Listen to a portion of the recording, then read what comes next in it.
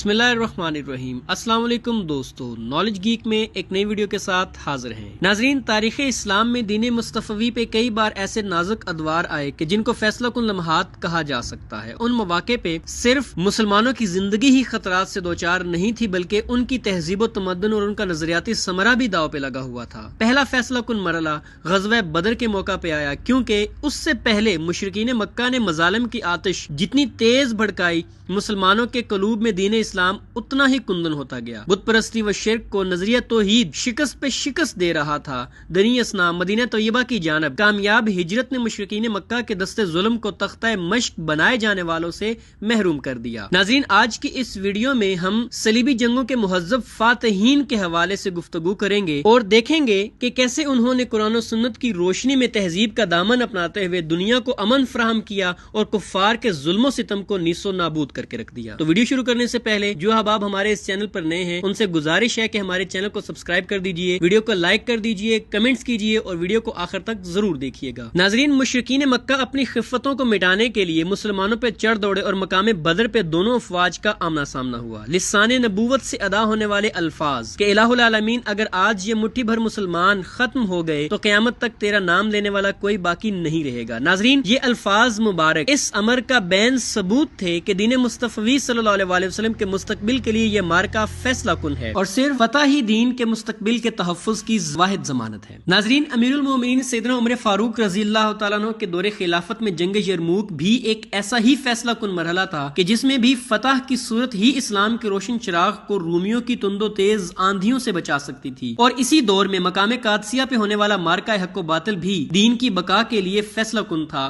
کہ فتح کی صورت میں پورا فارس اسلام کے زیر نگیں ہو جائے گا اور شکست کی صورت میں فارسی سپہ سالار رستم مسلمانوں کو وادی حجاز سے نکالنے کی ٹھان کر بیٹھا تھا۔ اسی طرح فلسطین و شام میں 5901 عیسوی سے شروع ہونے والی صلیبی جنگیں بھی دین اسلام کے لیے فیصلہ کن لمحات سے البریز تھیں۔ ناظرین، تاریخ عالم بالخصوص اسلامی تاریخ میں ان صلیبی جنگوں کی اہمیت و حیثیت مسلم ہے۔ ادھر یعنی مسلمانوں میں اتحاد و اتفاق ناپید ہو رہا تھا اور ان کی مرکزیت معدوم ہو رہی تھی، تو ادھر یورپ کی عیسائی اقوام بیت المقدس اور سرزمین شام و مصر سے مسلمانوں کو بے دخل کرنے اور ان کا استحصال کرنے کے لیے متحد ہو رہی تھی۔ پہلی صلیبی جنگ کے بعد جب عیسائی بحیثیت فاتحین بیت المقدس میں داخل ہو رہے تھے تو کیا اس وقت دین اسلام کی بقا ایک بار پھر تاریخ کے نازک ترین دور میں داخل نہیں ہو رہی تھی؟ ناظرین، خاص طور پہ پہلی 3 صلیبی جنگوں میں فرزندان اسلام نے وہ کمال دکھائے کہ مورخین انگشت بدنداں رہ گئے۔ سقوط بیت المقدس کے زخم کو اپنی متاح بنا کر جب یہ غازیان دین میدان عمل میں اترے تو فاتحین کو فتح کے جشن بھول گئے،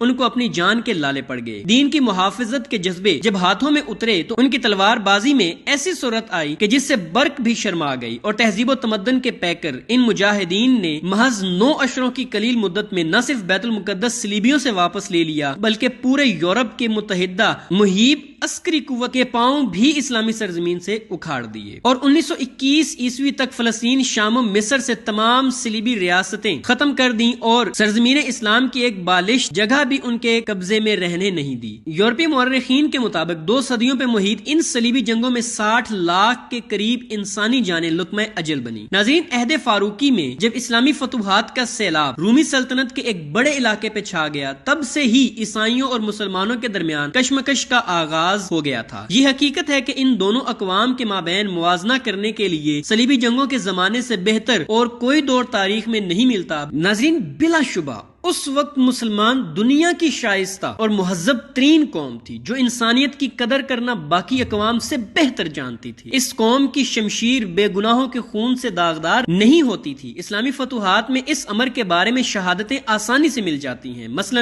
خلیفہ ثانی سیدنا عمر فاروق رضی اللہ تعالیٰ عنہ کے دور خلافت میں جب 836 عیسوی میں بیت المقدس پہلی بار فتح ہوا تو تاریخ سے پوچھئے کہ اس شہر کے اقتدار کی منتقلی میں کتنی خون ریزی ہوئی تھی، کتنے سر قلم کیے گئے تھے۔ تاریخ کے پاس صرف ایک جواب ہے کہ ایک بھی ایسا واقعہ پیش نہیں آیا۔ ناظرین، کیرن آرمسٹرانگ لکھتی ہیں کہ 836 عیسوی میں یونانی پیٹریارک سوفرونیس مقدس شہر کا مجسٹریٹ تھا۔ اس نے سفید اونٹ پر سوار خلیفہ حضرت عمر فاروق رضی اللہ تعالیٰ عنہ کو یروشلم کا دورہ کروایا تھا۔ حضرت عمر فاروق رضی اللہ تعالیٰ عنہ گرجا گھر میں تھے کہ نماز کا وقت ہو گیا۔ سوفرونیس نے اخلاقاً آپ رضی اللہ تعالیٰ عنہ کو وہی نماز ادا کرنے کی دعوت دی، لیکن آپ رضی اللہ تعالیٰ نے شائستگی کے ساتھ اس دعوت کو رد کر دیا اور آپ رضی اللہ تعالیٰ نے فرمایا کہ اگر وہ گرجا گھر میں نماز ادا کریں گے تو مسلمان اس واقعے کی یاد میں وہاں مسجد تعمیر کر لیں گے، اور ایسا بالکل نہیں ہونا چاہیے کیونکہ عیسائیوں کی عبادت گاہوں کا تحفظ کرنا مسلمانوں کا فرض ہے۔ حضرت عمر فاروق رضی اللہ تعالیٰ نے گرجا گھر سے تھوڑی دور جا کر نماز ادا کی۔ ناظرین، لیکن 9901 عیسوی میں جب صلیبی لشکر نے بیت المقدس پہ قبضہ کیا تو صلیب کے بیٹوں نے ایسے مظالم کا ارتکاب کیا کہ زمین و آسمان کانپ اٹھے۔ بچوں کو ماؤں کی چھاتیوں پر قتل کیا گیا، حاملہ عورتوں کے پیٹ چاک کر ڈالے، بوڑھوں اور اپاہجوں تک کے اعضاء کاٹ کر ہوا میں بکھیرے گئے۔ ناظرین، اسی ضمن میں عیسائی مورخ ملز اور وان سیبل کے اعترافات دیکھیے۔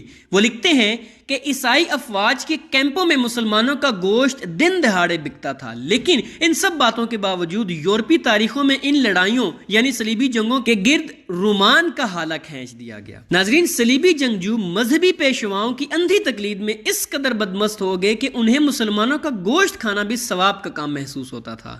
صلیبی بدمستوں کے مظالم سے نقاب کشائی کرتے ہوئے کرن آرمسٹرانگ لکھتی ہیں کہ صلیبی 51 جولائی 9901 عیسوی کو شہر بیت المقدس میں داخل ہونے میں کامیاب ہو گئے۔ انہوں نے 2 دن تک یروشلم کے مسلم اور یہودی باشندوں کا قتل عام جاری رکھا۔ انہوں نے مرد و زن کی تمیز کیے بغیر ہر کسی کو موت کے گھاٹ اتار دیا۔ صلیبی مسجد الاقصی کی چھت پر چڑھ گئے، انہوں نے وہاں پناہ لینے والے مسلمانوں کا قتل عام کیا۔ ناظرین، صلیبی مسلمانوں کو کیڑوں مکوڑوں کی طرح فنا کر رہے تھے۔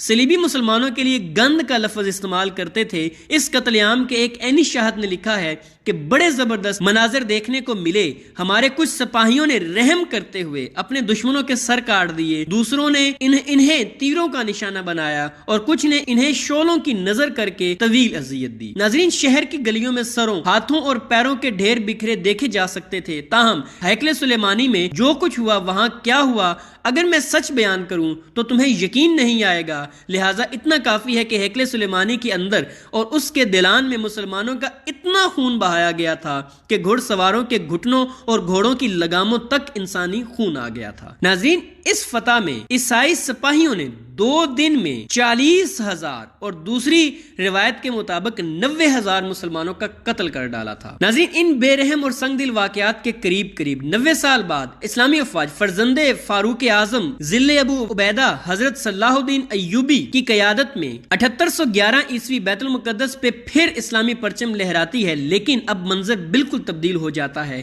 کسی کو قتل کیا جا رہا ہے، نہ ہی کسی کا مال لوٹا جا رہا ہے۔ صلیبی بھیڑیوں نے 90,000 بے گناہ مسلمانوں کا خون بہا کر فتح کا جشن منایا تھا، لیکن اب سلطان صلاح الدین ایوبی اپنے ساتھ مسلسل جنگ کرنے والے صلیبی فوجیوں کو نہ صرف جان کی امان دے رہے ہیں بلکہ انہیں بیت المقدس کی عیسائی مقدسات کی زیارت کی اجازت بھی دے رہے ہیں۔ نامور مورخ ہیرالڈ البرٹ لیمب سلطان کی رحم دلی اور فیاضی کو یوں بیان کرتا ہے کہ روشن ضمیر سلطان صلاح الدین ایوبی شہر کو برباد کرنے کا کوئی ارادہ نہیں رکھتا تھا۔ اس نے اہل یروشلم کو بحفظ و ایمان شہر چھوڑنے کی اجازت دے دی، انہیں اسلحہ اور ساز و سامان ساتھ لے جانے کی بھی کھلی چھٹی دی، نقدی کے سوا وہ ہر چیز لے جانے کے حقدار تھے، البتہ ہر مرد 10 اشرفیاں، ہر عورت 5 اشرفیاں اور ہر بچے کو 1 اشرفی بطور فدیہ ادا کرنا لازمی تھی۔ ہیرالڈ لکھتے ہیں کہ سلطان صلاح الدین ایوبی کے سامنے انسانوں کا جلوس گزر رہا تھا، پھر اسقف اعظم ہر کلیس اپنا خزانہ بوریوں میں بھر کر لے جا رہا تھا، لیکن سلطان نے اس سے کوئی تعرض نہیں کیا۔ سلطان نے نادار لوگوں کو جو زر فدیہ ادا کرنے سے قاصر تھے سینٹ لازرس کے بغلی دروازے سے نکل جانے کی اجازت دے دی۔ ناظرین، بلا شبہ یہ صلیبی جنگیں جو قریب 2 صدیوں تک جاری رہی، اس مدت کے درمیان ان دونوں قوموں کا موازنہ اور تقابل کیا جا سکتا ہے۔ اس دوران ان قوموں کے تمام محاسن و اوصاف، عیوب و نقائص، عادات و اطوار، خصائص، انسانیت، انصاف و رحم اور شجاعت وغیرہ جیسے وصف کھل کر سامنے آ گئے تھے، اور تاریخ کا طالب علم بغیر کسی دقت کے ان کا موازنہ کر سکتا ہے۔ ناظرین، آج کی ویڈیو ہماری یہاں تک تھی، اس سے آگے کے واقعات اگلی ویڈیو میں آپ کے سامنے پیش کیے جائیں گے۔ امید کرتا ہوں ہماری آج کی یہ انفارمیشن آپ کو بہت پسند آئی ہوگی۔ پسندیدگی کی صورت میں ویڈیو کو لائک کر دیجئے، سبسکرائب کر دیجئے اور ویڈیو کو شیئر کرنا مت بھولیے گا۔